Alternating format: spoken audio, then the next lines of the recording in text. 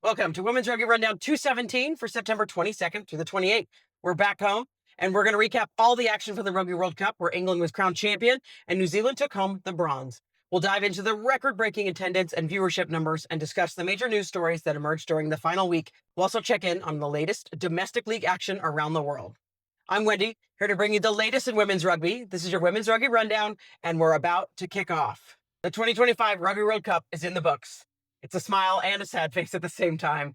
New Zealand earned the bronze in a great match, while Canada took home silver after a hard-fought final and England won the gold. The Black Ferns secured their first ever Rugby World Cup bronze medal, defeating France 42-26. Despite a strong start from France, the Black Ferns were led by another stellar performance from teenage phenom Braxton Sorensen-McGee, who scored 2 tries and finished the entire tournament as the top fantasy scorer.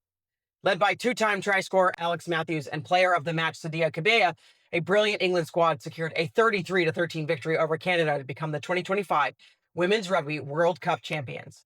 The win at a packed Allianz Stadium in Twickenham marked their third title and came after a record 33-match unbeaten streak. Holly Davidson made history by becoming the first referee, male or female, to officiate 2 Women's Rugby World Cup finals. Her appointment to the England versus Canada final this weekend followed her role in the 2021 final between New Zealand and England. Just days before the match, the 33-year-old Scot also received the prestigious World Rugby Referee Award and recognition of her trailblazing career and impact on the game. After the conclusion of the final, we also learned the award winners for the World Rugby Awards. Sophie de Goede, Canada's captain, was named Player of the Year, while England's coach John Mitchell grabbed Coach of the Year after leading the Red Roaches to an undefeated season. Finally, Braxton Sorensen-McGee was named Breakthrough Player of the Year after leading the tournament in tries and points. Just have to take a moment here. Sophie de Goede, a fantastic player, absolutely deserved this one. John Mitchell, just a great year for him, of course, and taking the Red Roses to somewhere they haven't been in a long time. But Braxton Sorensen-McGee has just been phenomenal this tournament and absolutely earned this award, and we can't wait to see more from her. The 2025 Rugby World Cup also produced some incredible numbers. First, we have to talk about the attendance and all of you that were able to make it to this. We were blessed to be there as well. It was a record-breaking tournament with 444,465 tickets were sold, more than tripling the sales of the last World Cup.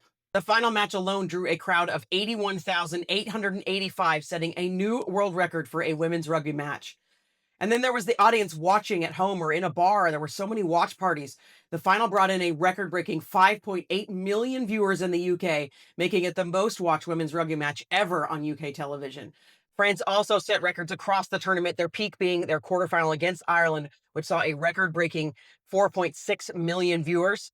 We don't have viewing numbers for other nations at this time, but we're hoping those will come out after the tournament.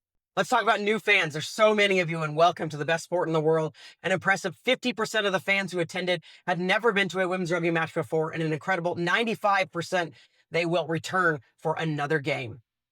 And then there was social media. Players generated over 219 million views on their social media accounts. Our accounts alone saw more views than we've ever seen in the history of YSC. But there's a massive economic impact here as well. The tournament was a huge win for host cities, with hotel occupancy rates in Bristol soaring to above 90% on match weekends. Now that the Rugby World Cup is over, you might be thinking about what's next for women's rugby. Well, the action never stops, and there are many ways to continue following the players you just watched on the world's biggest stage.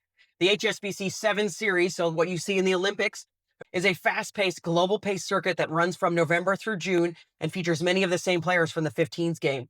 In 2026, the Pacific 4 Series will be back, which is an annual international tournament featuring the top teams from North America and Oceania. The Women's Six Nations will also be back in April, with all the rivalries and tradition that make it one of the greatest sporting tournaments. Looking ahead, the next 15's World Cups are scheduled for Australia in 2029 and the USA in 2033, and the 28 and 2032 Olympics will feature rugby sevens. Midweek, Scottish Rugby confirmed an increased commitment to the women's game for the 2025-26 season, with more players receiving contracts. The new model provides direct financial support to 35 players and offers up to 50 players access to high-performance environments.